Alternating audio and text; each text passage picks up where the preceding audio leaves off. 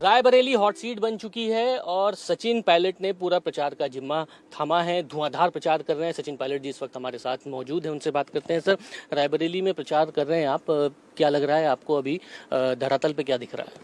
देखिए, अब तक जो फीडबैक मुझे मिला है, हमने कई दौरे किए हैं, लोगों से मुलाकात की है, यहाँ पे तो माहौल रिकॉर्ड बनाने का लग रहा है मुझे तो। यहाँ तो सब लोग मन से चाह रहे हैं कि राहुल गांधी जी को इतनी वोट से जिताएं जितना कभी कोई जीता ना हो।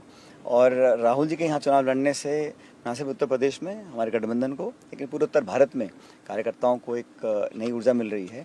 और यहाँ पर तो एक तरफा चुनाव लग रहा है मेरे को। यहाँ पे हर जाति, समाज, व्यक्ति, गांव, शहर सब मिल के चाहते हैं कि कांग्रेस को जिताएं और राहुल जी को एक रिश्ता बना हुआ है इस परिवार का 50-60 साल से, यहाँ पे 70 साल से, उस रिश्ते को लोग निभाना चाहते हैं।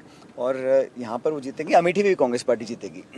पीएम तो बार बार सवाल पूछ रहे हैं कि राहुल गांधी जी क्यों वायनाड से यहाँ पे चले आए, क्यों उनको भागने की जरूरत पड़ी, इस तरीके की बातें हो रही। ये तो अटल बिहारी वाजपेयी जी लड़ते 2 जगह से लड़ते थे, आडवाणी जी 2 जगह लड़ते थे, प्राइम मिनिस्टर मोदी खुद 2 जगह लड़े थे चुनाव पिछली बार।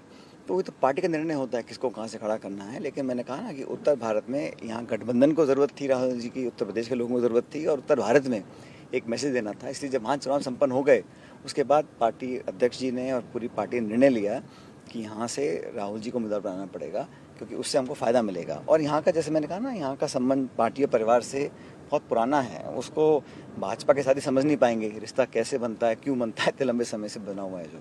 2019 के चुनाव में भी परफॉर्मेंस कांग्रेस की उतनी अच्छी नहीं दिखी, विधानसभा चुनाव में भी परफॉर्मेंस उतनी अच्छी नहीं दिखी, इंडी गठबंधन है अब। तो आपको क्या लग रहा है कि ऐसे टाइम पर कौन से मुद्दे हैं जो अब कम से कम जनता के बीच में जाएं? मुद्दे जनता के रहते हैं। अब ध्यान भटकाने के लिए आप बात करो मस्जिद की, मंदिर की, मुसलमान की, हिंदू की, मंगलसूत्र की, उसका कोई मतलब नहीं है। बात होनी चाहिए इश्यूज़ की। आज किसान परेशान है, नौजवान बेरोजगार शिक्षित घूम रहे हैं, पेपर लीक हर जगह हो रहे हैं और लोगों का भविष्य की चिंता है कि हम कैसे संपन्न होंगे, आगे हमारे कैसे संसाधन हमको उपलब्ध कराए जाएंगे। और हम लोगों ने अपना मैनिफेस्टो बड़ा पॉजिटिव बनाया है। उसमें हम लोगों ने किसान की बात की है, कर्ज माफ़ी की बात की है, हर गरीब परिवार को प्रति वर्ष 1 लाख रुपए की मदद, क्योंकि महंगाई आसमान छू रही है, उनको मदद देने का काम करने का।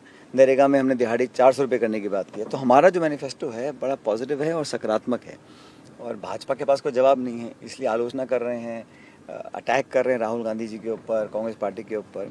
अपनी परफॉर्मेंस के बारे में चर्चा नहीं करती बीजेपी। पीएम नरेंद्र मोदी ने नामांकन भी किया है और वाराणसी से लेकर यहाँ तक के जनता के बीच की एक आवाज उठ रही है कि कांग्रेस राष्ट्रवाद, विकास के मुद्दे जो स्पेशली पीएम कर रहे हैं उसकी काट नहीं खोज पा रही है। धारा 370, राम मंदिर, ये मुद्दे स्पेशली यहाँ से जो उठ रहे हैं पूरे देश में एक नई लहर दिखा रहे हैं। मैंने कई बार आपको कहा, धर्म और राजनीति को अलग रखना चाहिए। राम मंदिर अगर वहाँ बना है तो सुप्रीम कोर्ट के आदेश से बना है और आदेश को सब पार्टीज ने माना उसको, जो वहाँ पे अपील में थे। तो वो सुप्रीम कोर्ट का निर्णय था। हम लोगों ने सहर्ष स्वागत किया था कि भव्य मंदिर में बनना चाहिए सुप्रीम कोर्ट के आदेश के बाद। जहाँ तक देश की सीमाओं की बात है, हमारी सेनाओं का जो पराक्रम है उसको कोई चुनौती नहीं दे सकता। हमारे ऊपर जो आँख उठा के देखेगा उसको मुंह तोड़ जवाब मिलेगा, चाहे कोई भी हो, पूरब हो या पश्चिम हो।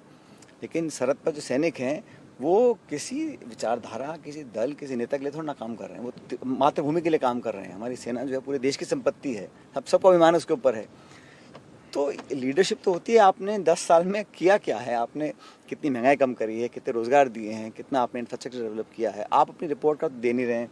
आप मंदिर, मस्जिद, वही मुसलमान, हिंदू, इस पर चर्चा करना चाहते हैं। कहीं ना कहीं मुझे लगा बीजेपी बैकफुट पे है।